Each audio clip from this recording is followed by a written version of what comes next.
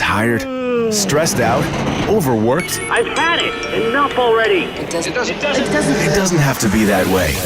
Your host, Bob Roths, Executive Director of the David Lynch Foundation, has learned that you can thrive without tension in this fast-paced world. This is Success Without Stress with Bob Roths on Sirius XM Insight.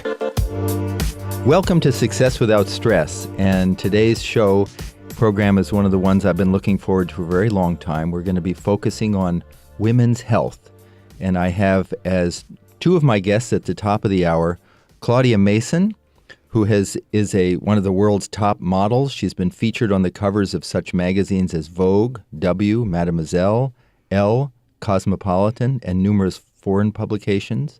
She starred in prestigious fashion campaigns for Versace, Anne Klein, Fendi, and others. And she's also appeared in films, television, and theater, as well as a producer, as an actress.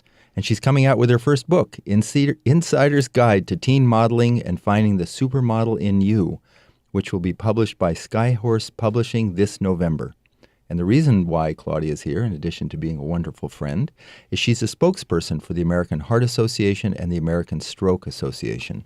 And we're going to be hearing in just a few moments from Claudia and her story, her saga of the experience of having a stroke, unexpected, and how Transcendental Meditation has helped to bring her back beyond normal to a healthier, more enlightened existence. And joining Claudia is another dear friend, Dr. Suzanne Steinbaum, who's an attending cardiologist and the director of the Women's Heart Health of Lenox Hill Hospital in New York City. Dr. Steinbaum is the author of Dr. Suzanne Steinbaum's Heart Book, Every Woman's Guide to a Heart-Healthy Life, where she teaches all women how to lead the healthiest lives by living from the heart and also lower your blood pressure naturally. I'll come back to more of this, but I really want to focus in because in this show, we're looking at the problems of stress, the epidemic of stress, and it's on a spectrum. From the everyday stresses that we all experience when we're just sort of trying to get to work and our kids and life, to the real traumas that a woman experiences who's been a survivor of violence and abuse, or a woman or a man who's in combat in harm's way, or a child growing up in a crime-ridden neighborhood where violence all around her or around him. And I've invited these two women to come and speak to us about stress and heart health and transcendental meditation. And I'd like to begin right away, Claudia, by you just telling us your story. Yes. Hi, Bob. Lovely to be here with you and Suzanne. I, healthy young adult, didn't have any health problems, and I was in a dance class, which is what I have done for my whole life for exercise and happiness, a jazz class, and I was doing a typical jazz move, throwing my head around, which we see all the time, this move, and nothing happened in that moment that I knew of. Went home, uneventful night's sleep. The next morning on my way to an appointment, I had the worst headache of my entire life. I thought it was a migraine. Since I'd never had a migraine, I thought, well, this must be what a migraine is. And my visual field, so my vision was going in and out. And I just thought, did I eat enough this morning? I couldn't imagine. It was the weirdest thing. And it was scary, but I was just, again, I convinced this is going to pass at any moment. Did you have a history of headaches? Never had a migraine, never had a headache, completely healthy. Apart from having a curved spine, scoliosis, which is and how old were you? Manageable. In my 30s. Okay. And I mean, the last thing on my mind that it was anything serious. I just thought I, was having a weird headache because maybe I didn't eat enough food that morning. Went home. Someone helped me, this stranger, because my vision, again, was going in and out. I can't describe how it was the oddest thing. But I just was going with it in a weird way because I wasn't thinking anything was wrong. A kind stranger had taken me around the corner. We sat and we thought it would go away. We actually prayed in that moment. Both of us thought that was a good thing to do. Sounds very odd, all of this, but this is what happened. And went home, went to sleep. My vision had finally come back, but there was still a visual field deficit. And so the next morning I said, this is odd. This is not normal. What's going on? I should go to the emergency room. Did you sleep all right that night? Completely. Wow. So went home, went to sleep. This is what you should not do. I was, by the grace of God, I'm very lucky today. But again, I had no idea what was going on. So I woke up and the next morning I still had this deficit to my visual field. And so then I went to the ER finally. And after a CAT scan and MRI, Dr. Brockington, who was at St. Luke's Roosevelt, which is now Mount Sinai, I was under her care, had never met her before. She had informed me that I indeed had a stroke. And I'm laughing now at the shock of, as I said on TV the other day, being interviewed by this. Here I am on radio, on TV saying I had a stroke. It's still shocking to me. She was convinced, and they realized it's a left vertebral arterial dissection, aka stroke. And in that moment in the dance class, when I was throwing my head around, that's when it had happened. But you should not do what I did. Just go home when you have odd symptoms. There's an acronym BFAST. They've added the B to it. So B is for balance, if your balance is off. E is for eyes, vision, which is what happened to me if that's off. F is for face drooping. A is for arms drooping. S is for speech off, right? And T is then time to call. So I didn't do any of that right away. I went home and went to sleep. So what happened? So then I'm in the hospital. I hear that I have this. I've just been told by a doctor. And it's just absolutely shocking. Again, it was just to the visual field, no cognitive or muscular fallout, thank God. And my visual field, there's still a little spot to the left that's missing, a little visual field deficit, but I am so, so lucky. So what an outrageously crazy thing to happen. I have no history of stroke. This is purely from an accident in a dance class. And you didn't have a genetic propensity for it? No genetic propensity, no history of stroke, completely healthy. It was literally from this move in a dance class. And since then, I've learned that there's so many, people of all ages get strokes. And the ways that you can get it, you can even get, and this is not to put fear out, just to be aware of in hair salons, which so many women go to, in the basins, they have to come up with different sinks when they wash their hair because it's you can get it just from being in your neck in an odd position. So it's not about fear. It's about, going back to dance class, which I have.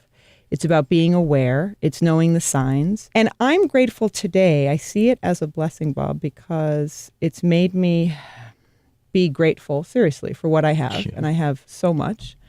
And that it wasn't worse, and that I'm recovering every day still. The visual field, there's a little deficit, but it's been shrinking. It's amazing.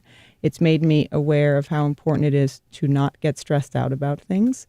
I had meditated years before, and a technique that I didn't like, and I'd heard about TM for a long time, and it had always fascinated me. And I was so lucky to meet Britton Croman, and suddenly knowing that was last year, that this is exactly what I want to do. Like, I need to meditate again. This was after I had the stroke. I'm like, I have to find a technique that works. And honestly, I just knew that I was going to love TM. And it's been amazing to have this as a big part of my healing process, Your comment, Dr. Steinbaum? I have so many. I want to remind you that she's the attending cardiologist and the director of Women's Heart Health at Lenox Hill Hospital in New York City. And Claudia, that's beautifully put, and thank you very much for sharing, and we're going to come back to you in a moment. First of all, I have to say publicly that, Claudia, I really think you are a superhero for telling your story.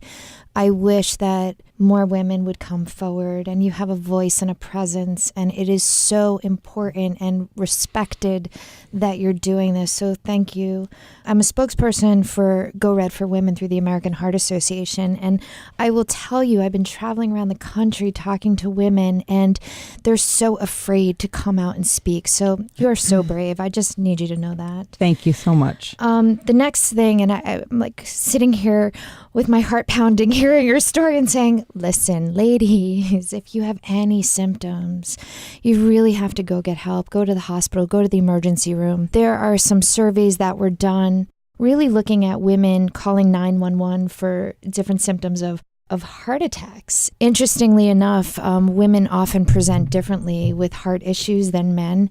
But when they were asked about whether or not they would call 911, they don't want to. And the reason is they don't want to be wrong. They think they're fine. But most women, about 79%, will call for somebody else. And your story of, I'm okay, I'm going to go to sleep, it'll be better, it'll pass. I think, just to have a stranger needing to help you should have been indication enough. But the real take home is time is important in getting any of these things checked and going to the emergency room and saying, listen, this is what's going on with me, no matter what your age or what your symptoms. You know your body. We all know our bodies better than anyone else. And if you think that there's something wrong, you got to go get help. I think that's a huge take home. Yep. And the next point is this isn't about fear. This is all about empowerment. Yeah. Because the more we know, the more that we have an awareness and an understanding of what our risks are and what health means, we're in control. Yep. It's when we don't know that Yes. becomes scary. Yes.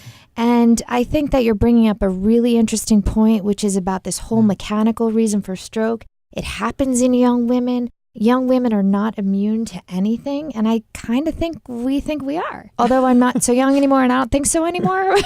But I think that when we're She's young. Yes. Okay, I am. Yes, of course. No. But I think, women in their 20s and 30s, there's a real sense that we're fine. And there's some truth to it. We all have tons of estrogen at that point, which is really protective. But that doesn't make us immune to this stuff. And one of the things that we've learned, by the way, I have to mention, the first stroke guidelines for women just came out for the first time in 2014. That's last year. So we never had stroke guidelines before then. In 2011, the prevention guidelines for women and heart disease came out. So when we're talking about women's heart health, cardiovascular health, this is from 2011. This is like yesterday in medical land. Yeah. The education information is not out there, which is partly why I'm also a spokesperson for the American Stroke Association, American Heart Association, because I want to help get the word out, exactly what Dr. Suzanne is saying. How did I not know? An intelligent, educated, worldly person, or anyone not know the So how science. have you grown or changed from this? You said that you're a different person. I'm curious. I'm not indestructible, like Dr. Suzanne was saying. You tend to think that when you're younger. It's just really unbelievable. Things can happen. To be grateful for what I have. How have I changed? To be more aware, to want to help others, which I was that person before. I wasn't an egomaniacal, horrible person at all. But just awareness. I think that's awareness. the word, right? Yeah, On every level.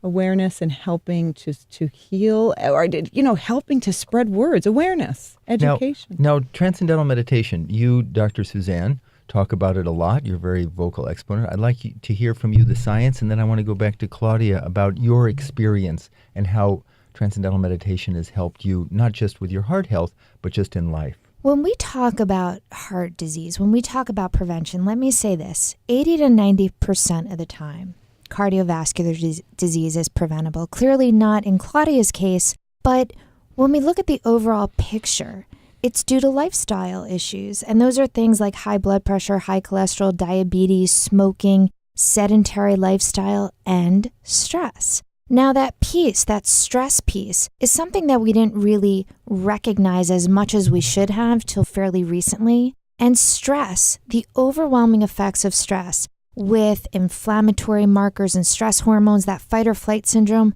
that leads to coronary artery disease or plaque in the arteries, and that leads to heart attacks and strokes. Over the years, we haven't had an understanding of how to manage cholesterol and how to manage blood pressure and diabetes and all these other things. But how do you manage stress? I can tell you how to eat, I can tell you how to exercise, but there's never been that one thing for me to say, I can give you a prescription to manage your stress. So I keep talking about these guidelines. So in 2011, we had these women and heart disease guidelines. In 2013, the American Heart Association released a scientific statement that talked about transcendental meditation. And it was the only meditative technique recommended in clinical practice to reduce blood pressure, and was recommended for people, anyone who had a blood pressure over 120/80, which is our norm. And at that time, I thought, well, that's pretty interesting. Why is that?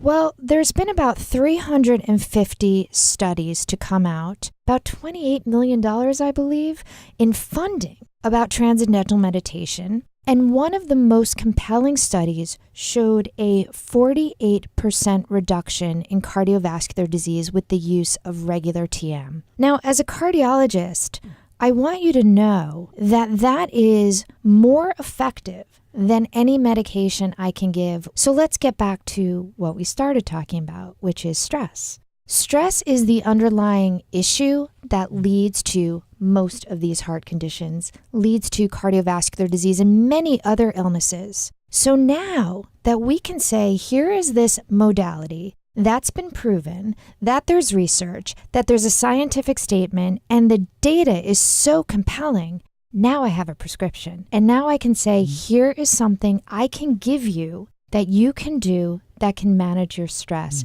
And studies have shown there's a decrease in norepinephrine and epinephrine and cortisol and all of those stress hormones. That is so powerful, so unbelievable. And that's why I'm so outspoken about it, because finally I get to say, here's what you can do. I can give you a prescription. And I can send them to you, Bob. Send them to TM centers all over the world. Now, I want to just do a quick definition of what Transcendental Meditation is, and I want to go back to your comment where you had tried one other form of meditation, because the word meditation is a generic term. It's like saying, I exercise, or I eat food, Right. or I take medicine. Right. It doesn't mean anything, really. But science has basically identified 3 different types of meditation. One is called focused attention, and that's a concentration. And sometimes people who take yoga classes, they do it at the end. They're trying to clear their mind of thoughts. It's like the analogy of waves on the ocean, and you're trying to stop waves, a very difficult thing to do. The second is called a mindfulness form of meditation, open monitoring, and that's more like just observing the rise and fall of waves. It's a coping tool. In the middle of the day when things are getting intense, you push back from your desk for a moment and you just observe your breath. And the third is what we're talking about, transcendental meditation, self-transcending. And in the analogy of an ocean where you have waves on the surface, in transcendental meditation, we don't try and stop the waves on the surface, thoughts. We don't try and clear the mind of thoughts. We're not just watching our thoughts like watching waves. We're actually, like an ocean has a silent depth, we're actually accessing a level of the mind that every one of us has. Whether we believe it or not, it's irrelevant. It's like you don't have to believe in your nose. Nose is part of your face. That silent level of the mind is there, and transcendental meditation gives access to that effortlessly. A 10-year-old child can do it. And when that happens, when the mind settles down, the body gets deep rest, and that's where all the healing takes place and rejuvenation that Dr. Suzanne was talking about. That said, tell me a little bit now, Claudia, about your experiences with other forms of meditation and what you felt, why you felt this practice of TM suited you better. I don't know if I want to say because I don't want to put it down. It just no, didn't we're not work putting for anything me, down. but They it's a have different popular one. outcomes. Exactly. They just have different outcomes. It just didn't. This is the lovely thing about Claudia. She doesn't want to put anybody down, and we don't want to. No, of We're talking course. about different outcomes. That's all. Exactly, because different strokes for different folks. In Don't a say sense. strokes. Oh, right, cancel. Right, different ways. Okay, but that form of technique just wasn't working for me. It was an hour requirement in one sitting. It was different. It just didn't. It didn't work. So I thought, well, meditation. There's so many other great forms. I will find one day. I was super young when I got that. Maybe it was the wrong time in life. Although, as you said, kids meditate and are great. I then years later heard about TM or had heard about it along the way and was interested, very interested, but it just, I guess, wasn't the right time. And then finally it was. Last year, in the span of a week, about 3 different people, including Britton, who I'd met, had just, there's that phrase again, TM. And so I thought, I just knew, I had a feeling this was for me. I didn't really know much more about it, but I knew that I had a feeling it would work. And I then got TM through DLF, as you know. The David Lynch Foundation. The David Lynch Foundation. You can exactly. also learn, I should say to listeners, through Transcendental Meditation centers all over the country. All over the country. Yeah, go ahead.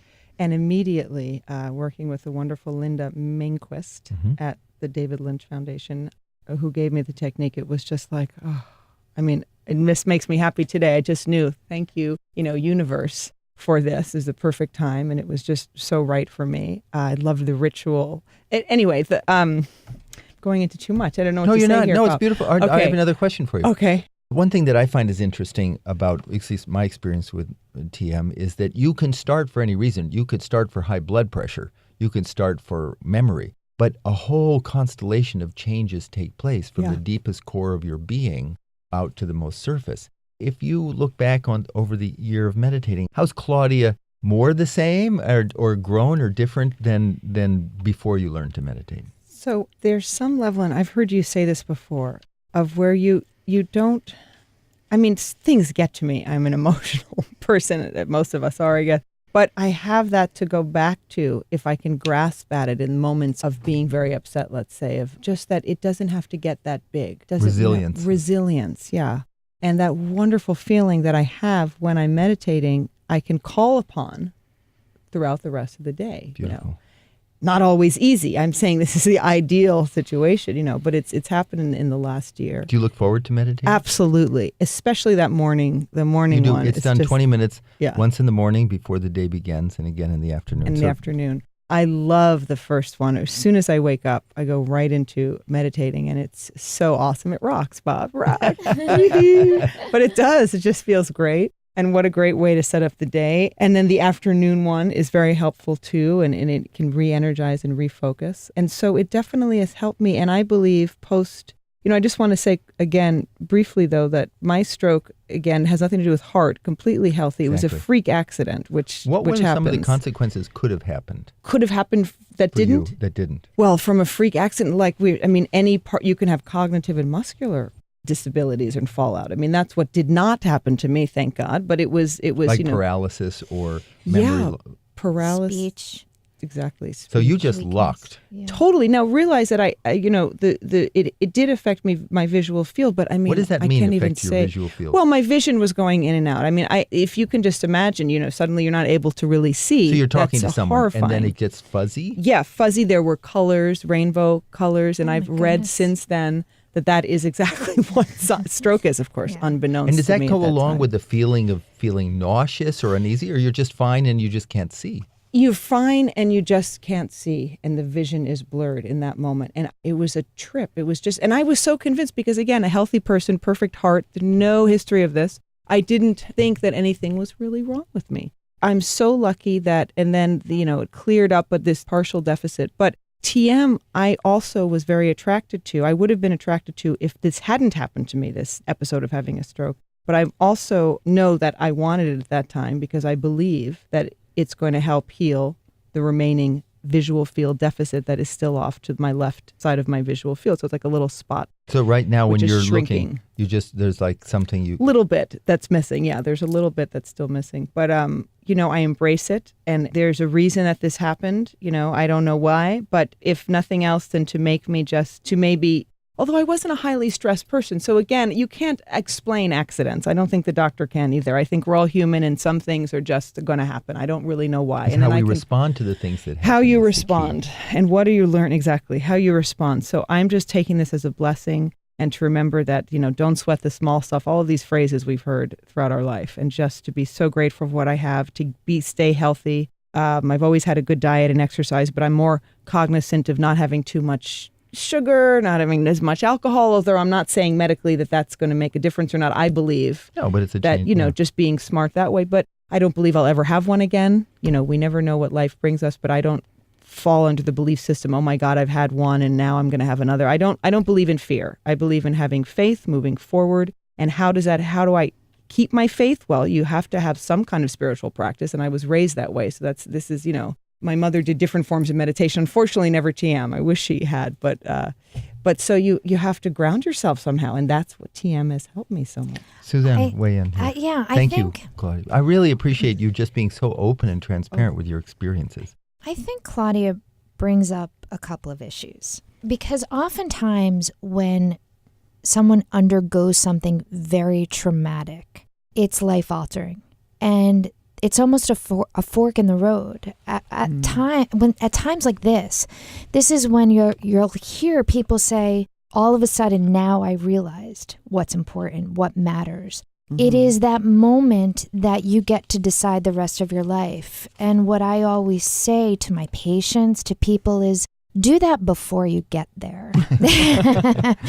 Why don't you appreciate every single solitary minute of your life before something happens that you have to stop and pause and do it? When it comes to women, it's really interesting because most women today are really juggling so much. They're really oftentimes the center of their own personal universe, taking care of so many people, whether it's juggling work, family, kids, home. I think women are natural caretakers, and because of that, they're out there. They're putting themselves out there and taking care of a lot of people. And when we look at the effects of stress on women, women tend to have worse physical effects and emotional effects. So they tend to be more anxious. They tend to have more sleep difficulties. Mm-hmm. They tend to be more nervous, more depressed. Now, believe it or not, all of these things are not just things. these things lead to an increase in inflammation, stress hormones, and heart disease and illness.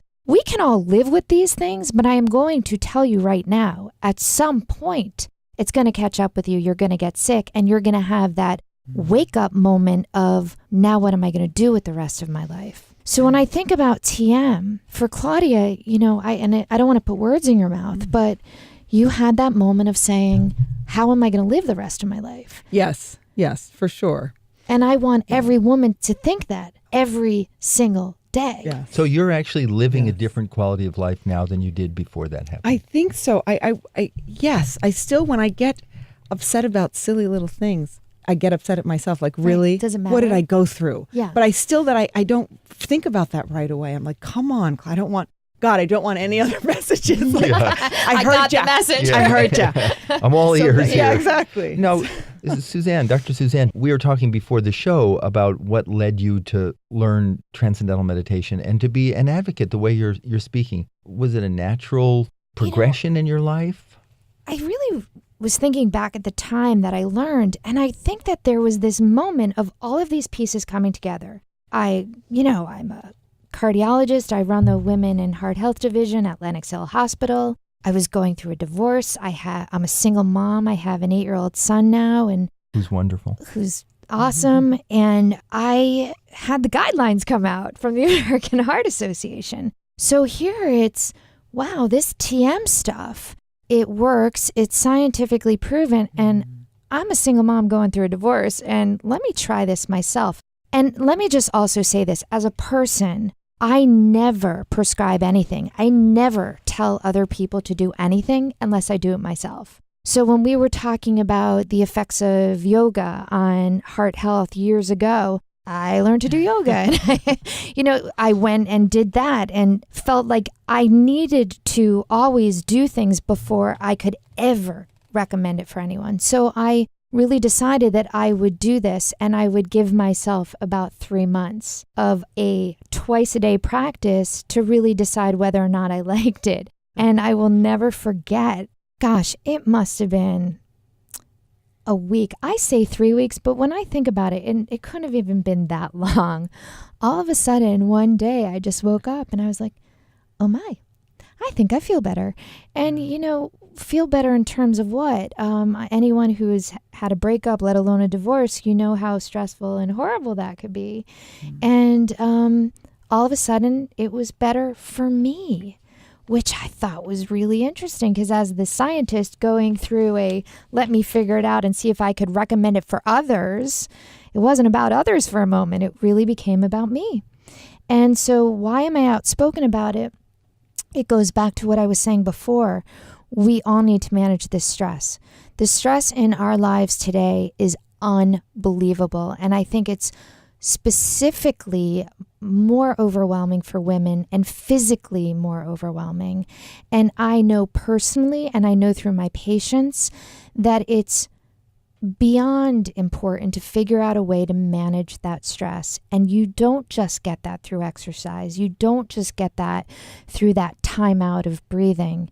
That TM, having a practice, which is what TM is, and a regular routine structure, that becomes part of your makeup, even when you're not doing it. So all of a sudden, this is what I noticed. Instead of reacting to everything emotionally, because I'm like that too, Claudia, instead of reacting, responding, all of a sudden, it was like the clock slowed down, and I could respond intelligently. I could respond thoughtfully. I didn't have to just react. And that, believe it or not, changed everything. Yeah. And so it's not about doing this TM all day long and breathing and meditating. That's not what it is. It's this thing that affects you throughout the day and changes sort of the circuit you're functioning on. I just want to say, if anyone is listening and they want to find out more information about Transcendental Meditation, you can go to www.tm.org. It's a nonprofit educational organization. I one or two more quick questions for Claudia, and then we're going to segue to hear from our other guests about work that's being done to bring Transcendental Meditation to women and children who are victims of violence and abuse. Supermodel, actress, producer, author. People don't know this. Supermodel is a stressful world, is it not? Yes, that's great. It's not. It's not. It's awesome that you asked that, Bob. A phrase. Yeah. Yes, it is. Look, it's not, not coal mining and other, there are a lot of other professions, and it's not as hard as that for sure. But it is stressful because when you think of taking young, mostly women, because the field is dominated by girls as opposed to boys. It's the one profession I believe that the girls make more than the boys, but women make more than men. But you're taking a very young person. In early teens, often I was discovered by a scout at 13, and you're going into a world where it's a business world. It's the business world where most of us go into after college, right? So you're not ready to deal with a lot of this stuff. How can you be at 13, 14, 15? So that alone sets it up to be stressful.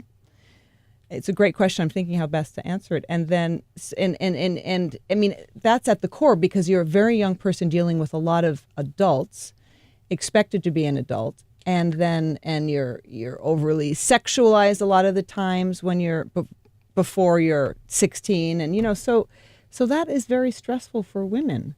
And then when you're an adult in the industry, and it's great. And I'm not trying to make it, it's a great question, Bob. Never kind of answered it in this way, and I appreciate you asking. Although I write a lot about this in the book, but I had time to think about it and form my thoughts.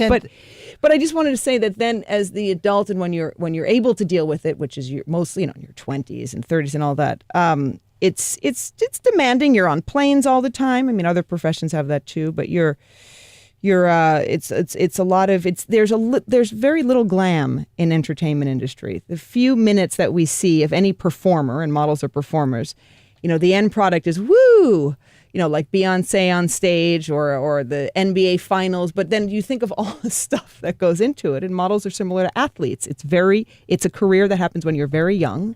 It's usually like athletes 4.5 to 5 years it lasts. So you got to cram in. You want to make as much money as you can. You want to get the connections so you can go off into another industry. So there's a lot of pressure. And models are under that, like athletes are. People don't often think about that, but they're very similar industries. And you must address this I want to let everybody know, in November, you can get Claudia Mason's book, Insider's Guide to Teen Modeling and Finding the Supermodel in You, which is going to be published by Skyhorse Publishing. Dr. Suzanne, you wanted to comment? I think that one thing that, if I may just dovetail, that I say to all of my patients to pass along to their children is that we all need to have a really solid foundation to fly. Yes. And how do you find your solid foundation? Yeah. And I actually believe, Bob, that TM helps you find that solid foundation. Amen, if I may say. I'm like, woo, I got goosebumps. Yeah. Yeah, thank you. And so I think, I really am looking forward to teaching my son, having my son learn, because I think that foundation is critical. And I think no matter what field you go into, and I can't imagine the pressure of your field, no matter what, we all need to be grounded, right? And this is a perfect transition to the next topic that we want to discuss, which is providing that grounding, that foundation for women and girls who have been victims of, the worst travesty, which is violence and abuse, not just here in America, but in Congo and Uganda and Cambodia, where the David Lynch Foundation has been providing programs with Transcendental Meditation to this at-risk population. I want to thank from the bottom of my heart, Claudia Mason, just absolutely a beautiful soul from the core of your being and what you're doing and bringing this this issue out to the forefront about strokes and making the distinction that you don't have to have high blood pressure.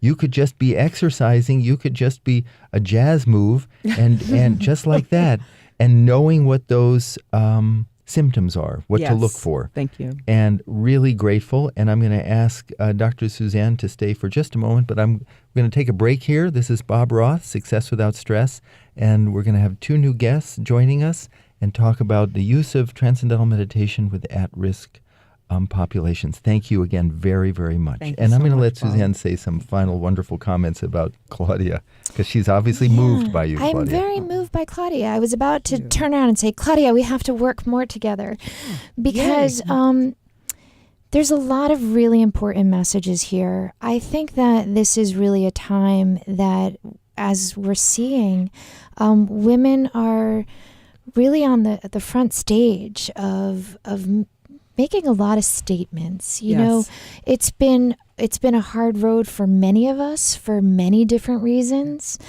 And I think that saying that is okay today. It might not have been okay, maybe even 10 years ago. True. Yeah. And I think that there is a sisterhood Yes. that we need to sort of embrace, of understanding there's a commonality to our trajectory, to our lives. And that commonality is something that I think is so important for us to share.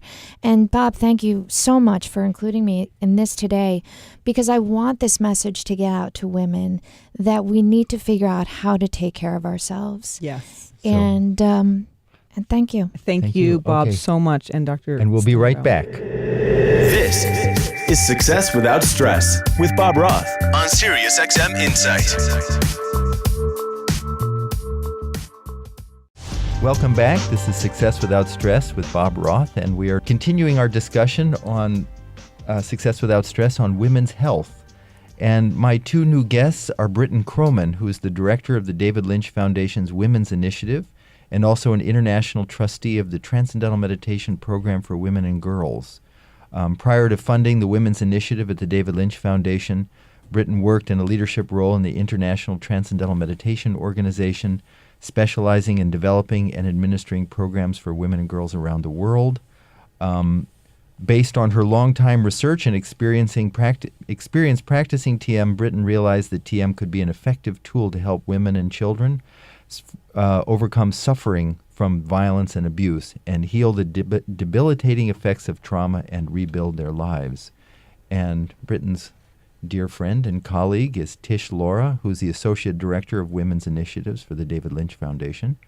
Tish develops curriculum, coordinates courses, tracks student progress, and ensures successful survey administration and data collection. Tish has over 10 years of experience working with children and families with medical conditions, such as neurodevelopmental disabilities, along with adolescents in the juvenile justice system. Tish holds a BA in social welfare from the University of California at Berkeley and a master's in social work from the University of Southern California. Tish received her clinical training at the University Center for Excellence in Developmental Disabilities at Children's Hospital in Los Angeles. Why Transcendental Meditation? Now, we understand that the David Lynch Foundation was founded initially to bring this meditation technique to children, inner-city school kids who have problems learning and managing stress and substance abuse issues, and it's helping them a lot. Why women? Why women? Well, so I think it was so inspiring to hear Dr. Suzanne and Claudia talk about their experiences. And Dr. Suzanne was talking about how women deal with so many stresses and really kind of take on caring for people and how those daily stresses sort of build up in your life and how TM can kind of eliminate and relieve those stresses. So there is an astounding amount of violence and abuse happening to women in the world. 1 in 4 women will be a victim of violence and abuse in her life. So that's just globally an astonishing and horrific number. So what happens you add the daily stress of whatever we're going through, divorce, taking care of children, all of that, and then you add in being a victim of violence and that traumatic stress. And that traumatic stress compounds the stress that we're all going through. So TM is such a simple, effective tool to help relieve that traumatic stress and let these women kind of rebuild their lives. And I think we heard a lot in the last session about being grounded and resiliency, and I think that's what TM gives. And Tish, what is your experience? You said you're tracking student progress and data collection. Tell me what your experience is. Yeah, well, I think before I go into that, I think it's really important to note that statistic, the 1 in 4 women, it's actually, according most recently, according to the National Coalition Against Domestic Violence, 1 in 3 women in the United States and 1 in 4 men will experience physical violence at some time in their lifetime, at some point in their lifetime. And I think it's really important to note that is highly underreported. So those numbers, as astonishing as they are, it's actually 1 in 3 much women, greater. and that's underreported. It's underreported, yes. So, this is... Is that physical an abuse epidemic. or emotional, just abuse? Well, domestic violence is, it encompasses physical abuse, emotional, economic, I see. spiritual. It's a very complex and common issue nationally and worldwide. So, the women that we see, they have, high incidences of depression, sleeplessness, hypervigilance, symptoms of PTSD, and stress.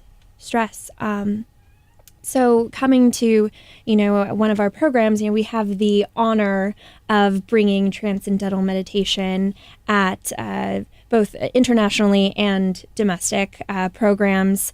And one of our oldest programs, the Women's Initiative, is relatively new. We started in 2012.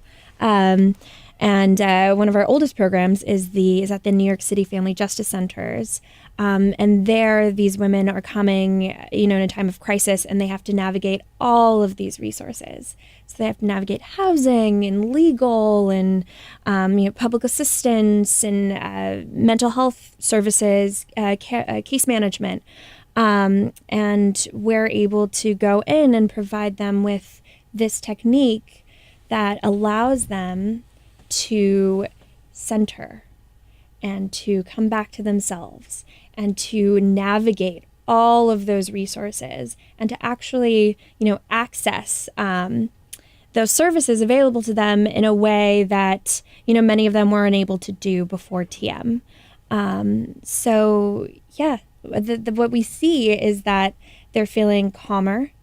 There was a 31% reduction in perceived stress, 63% increase in overall well-being at the New York City Family Justice Centers.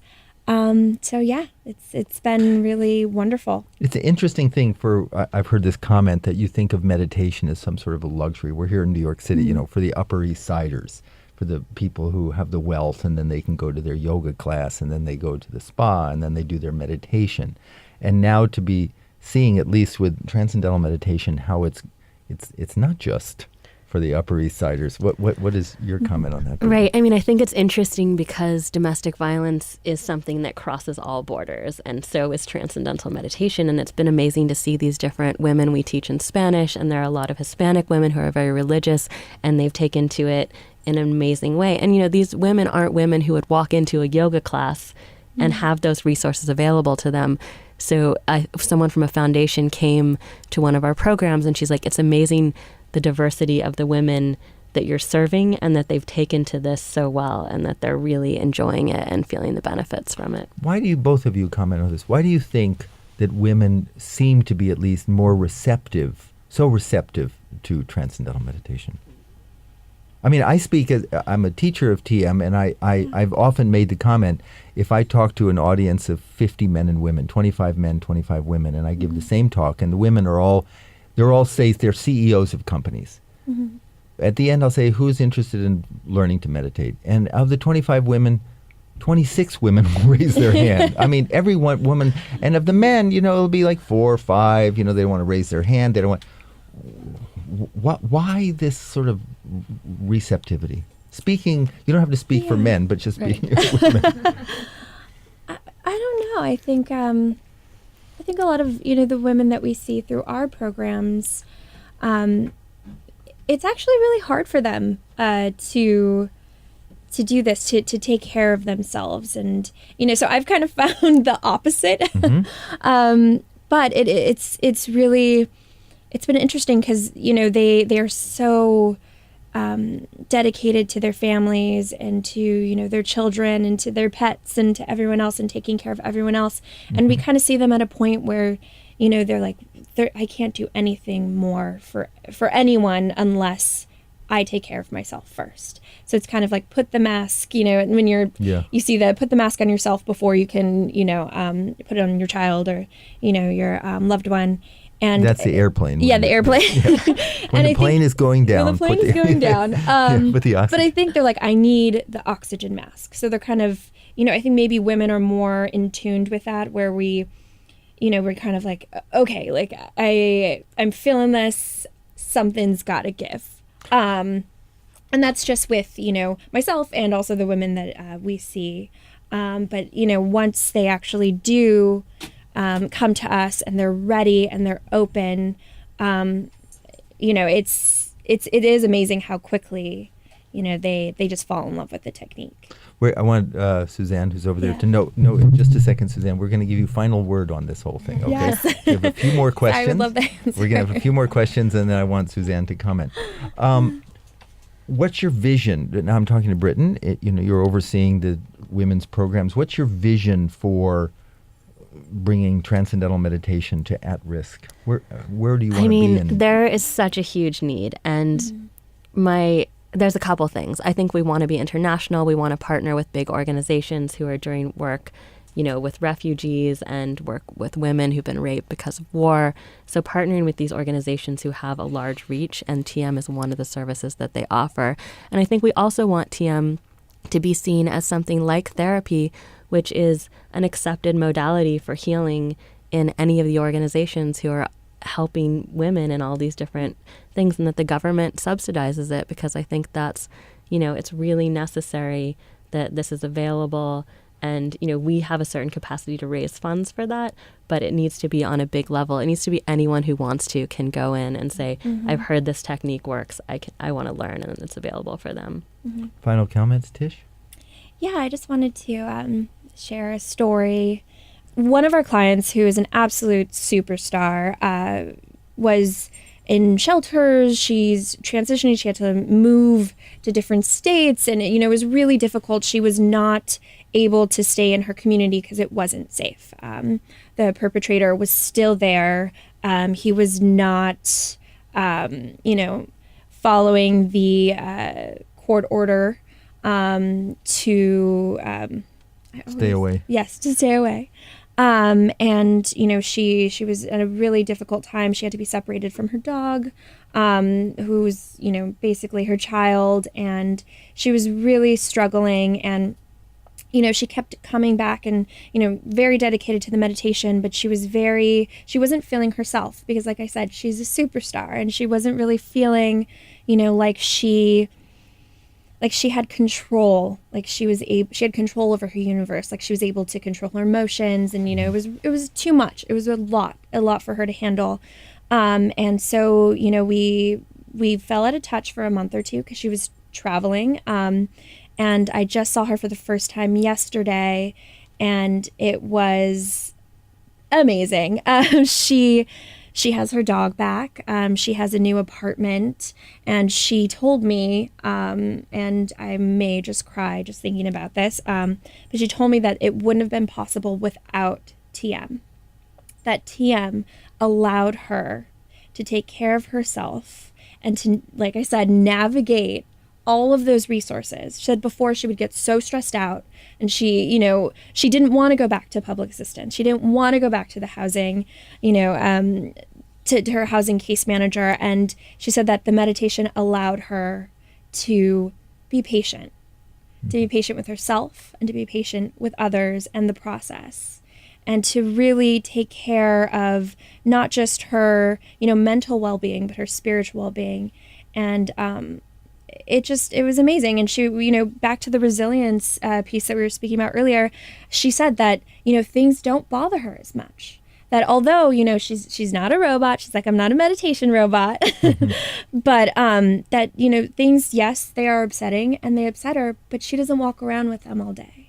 And so she's really able to grow and to thrive. And that to me is just, it's an honor. It's an honor to be doing this work. And I'm just hoping that more people will see, the incredible value that TM has on, not just, victims of violence and abuse, but just all women's lives. And Britton, thank you. If they want to the listener wants to find out more about your women's initiative, how do they? So they should visit the David Lynch Foundation website, davidlynchfoundation.org.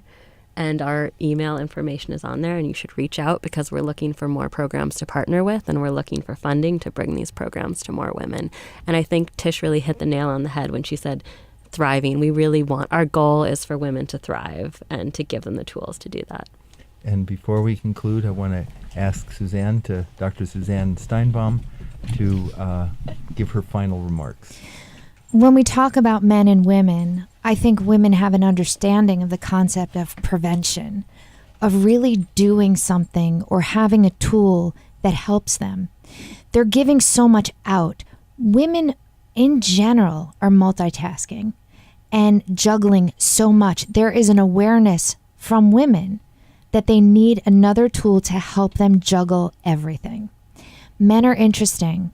They wait to that wake-up call. They wait to the end. They wait for that event to happen.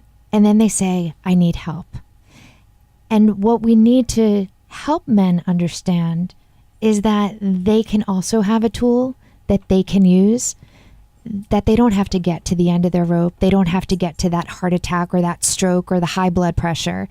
Because trust me, in my office, they get there.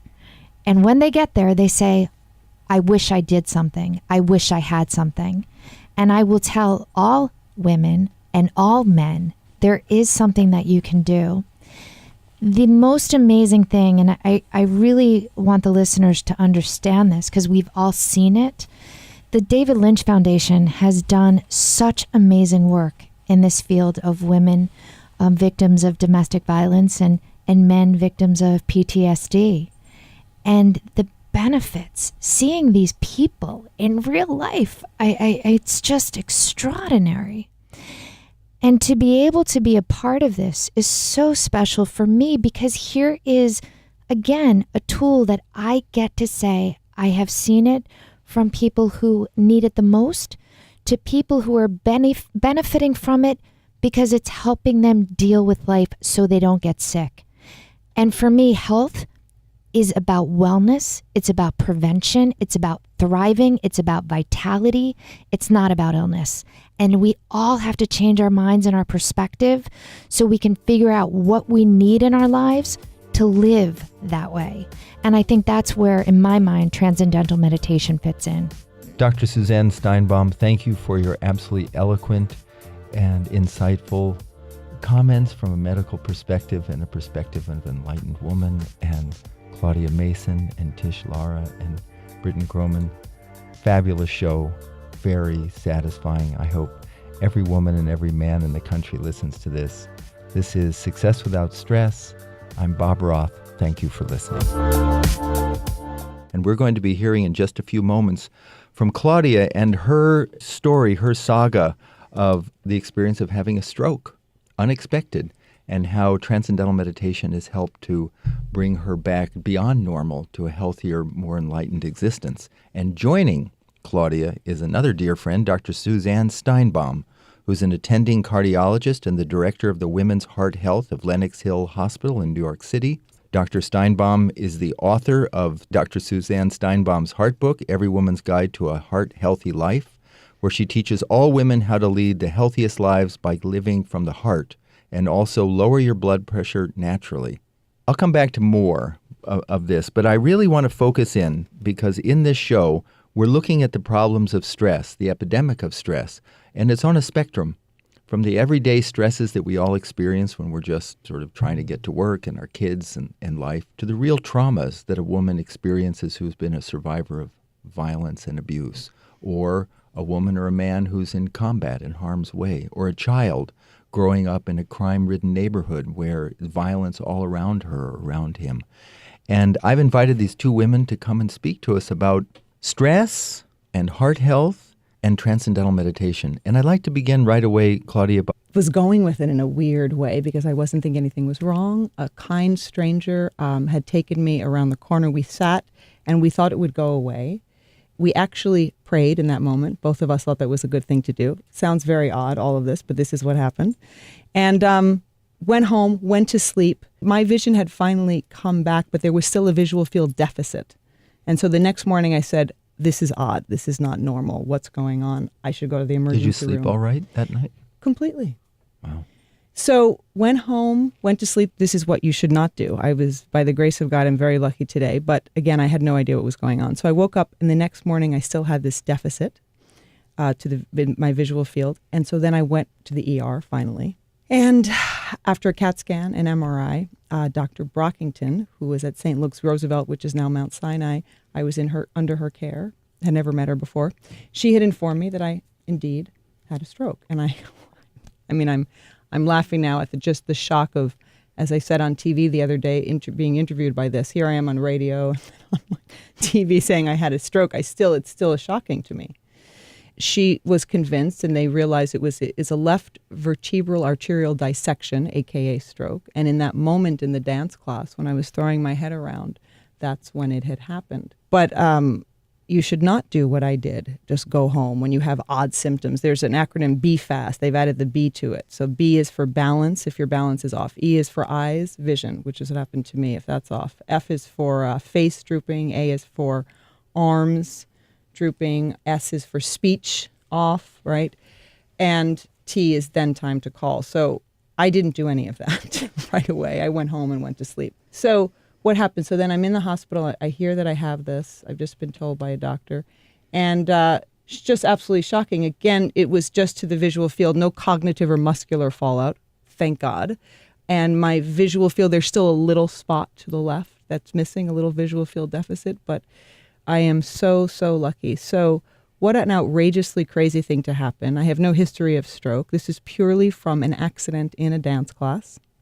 And you didn't have a genetic propensity for it? No genetic propensity, no history of stroke, completely healthy. It was literally from this move in a dance class. And since then, I've learned that there's so many, people of all ages get strokes. And the ways that you can get it, you can even get, and this is not to put fear out, just to be aware of in hair salons, which so many women go to, in the basins, they have to come up with. Tired? Stressed out? Overworked? I've had it. Enough already. It doesn't have to be that way. Your host, Bob Roths, Executive Director of the David Lynch Foundation, has learned that you can thrive without tension in this fast-paced world. This is Success Without Stress with Bob Roths on Sirius XM Insight. Welcome to Success Without Stress, and today's program is one of the ones I've been looking forward to for a very long time. We're going to be focusing on women's health, and I have as two of my guests at the top of the hour, Claudia Mason, who is one of the world's top models. She's been featured on the covers of such magazines as Vogue, W, Mademoiselle, Elle, Cosmopolitan, and numerous foreign publications. She starred in prestigious fashion campaigns for Versace, Anne Klein, Fendi, and others. And she's also appeared in films, television, and theater, as well as a producer, as an actress. And she's coming out with her first book, Insider's Guide to Teen Modeling and Finding the Supermodel in You, which will be published by Skyhorse Publishing this November. And the reason why Claudia is here, in addition to being a wonderful friend, is she's a spokesperson for the American Heart Association and the American Stroke Association.